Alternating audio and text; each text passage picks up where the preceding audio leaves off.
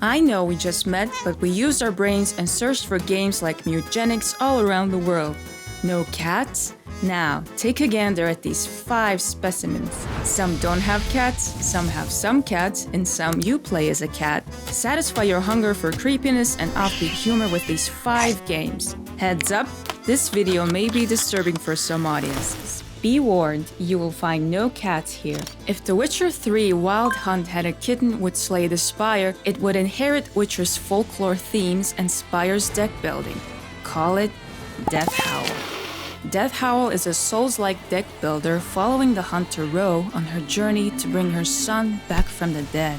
Using different cards you own, you fight inhabitants of the spirit world you're in. The map is divided into 4 distinct regions or realms, each using a different mechanic and challenging you in a new way. Themes of grief and survival are prominent and team up well with the game's unique art style. If that doesn't make you think of Mewgenics, try thinking about it this way. Both are turn-based and grid-based tacticals with a focus on managing resources. Both push their characters' trauma into gameplay. Both are creepy, unsettling, and dark, only in a different way. Mewgenics' humor is quirky and grotesque, Death Howl's is melancholy. Also, cat breeding and deck building, breeding, building, building, breeding, pretty similar. Similarity, 14 out of 18 kitty claws. Are there cats in space? This is an Ultimate Dragon Quest Monsters and Path of Exile fusion. Cerealim Ultimate is a monster-catching dungeon crawler consisting of over 1,200 creatures that you can, you guessed it, fuse.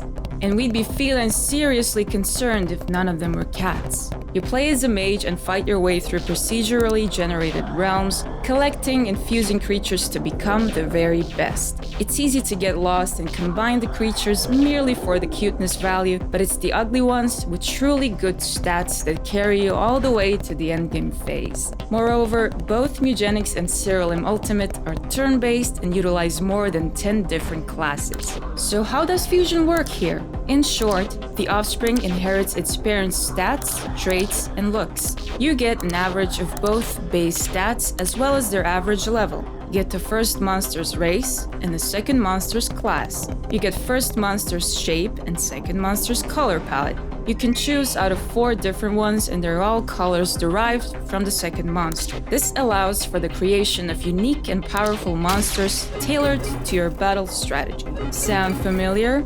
Similarity, 69 out of 100 tiles. For game number 3, we picked a game that used to be called Game 4.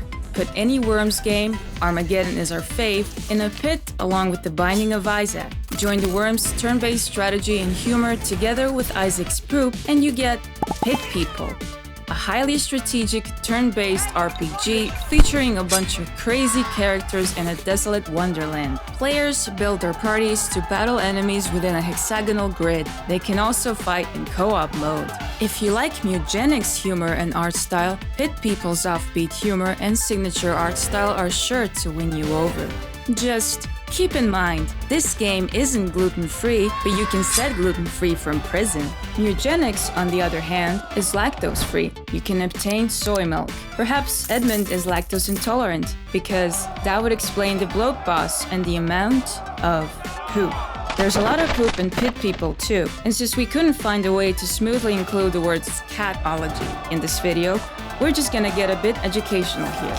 Is the study of feces in biology and medicine, or an obsession with excretion in psychology and literature. Both games put a big emphasis on positioning and pre-battle decisions.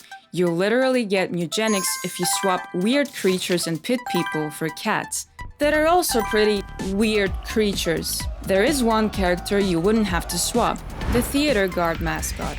Similarity, 19 out of 24 hours of sleep in a day. You play as a cat! Finally! This game has been said to take a lot of inspiration from Legend of Zelda. Put a cat into the mix and you get Bobo's Big Tower, a puzzle roguelike where you must defeat the evil wizard Bobo before his average-sized tower reaches heaven. Bibi, the purple cat, and other silly characters the player unlocks later, fights its way up through procedurally generated levels with turn-based gameplay and grid-based movement. Familiar? Only instead of horrible, you get adorable. So play this if you want Mewgenics, but need a break from Mewgenics. BB needs to outsmart Bobo's horde to conquer his average-sized tower. You can utilize completely different playstyles by combining different characters, modifiers, and item builds. Each character has their own motivation for fighting the evil wizard in his average-sized tower, and you discover more of the history as you climb higher. On a side note, we're not 100% sure on Bobo's ancestors. There's a bit of Slay the Spire in the architecture, namely the tower. Feel and game mechanics have a dash of Crypt of the Necrodancer, and a sprinkle of the Binding of Isaac, for example in the shop. Similarity, 3.5 out of 5 hairballs. Before catwalking into the final game, we prepared for you 5 honorable mentions that share some of the Mewgenics traits but did not make it into our official lineup. Into the Breach, where cats are swapped for aliens. Wildermyth, with grid-based combat and offspring system. Aethermancer, a creature collecting roguelike with grid-based combat. Massive Chalice, a multi-generational strategy. XCOM games, where cats are swapped for human soldiers. And now for the cherry on top. Capture cats, if they let you.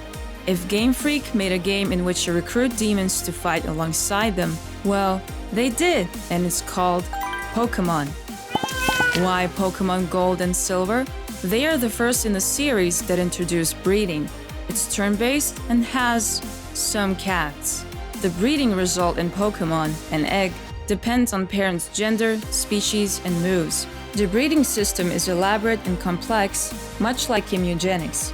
But for real now, if you're one of the Mew-Mewers, you already like Pokemon. Hear us out, hear us out, hear us out, hear us out, hear us out, hear us out, hear us out, hear us out, hear us out. And now, look at all these mutated Pokemon and tell us you're not convinced. Pokemon Gold and Silver are the best-selling Game Boy Color games with over 23 million copies sold. Collectively, the Pokemon franchise sold over 84 million copies, followed by Tetris, which sold over 38 million. Pokemon continues to grow, with its 10th generation releasing in 2027. Similarity, 13 out of 37 lifetime visits to the vet. We got some deck builders for card game lovers, some puzzle games, some RPGs. There's something for anyone. Anyone who's into bringing back the dead, fighting in the dungeons, cleaning poop, defeating evil wizards, and becoming the Pokemon champion.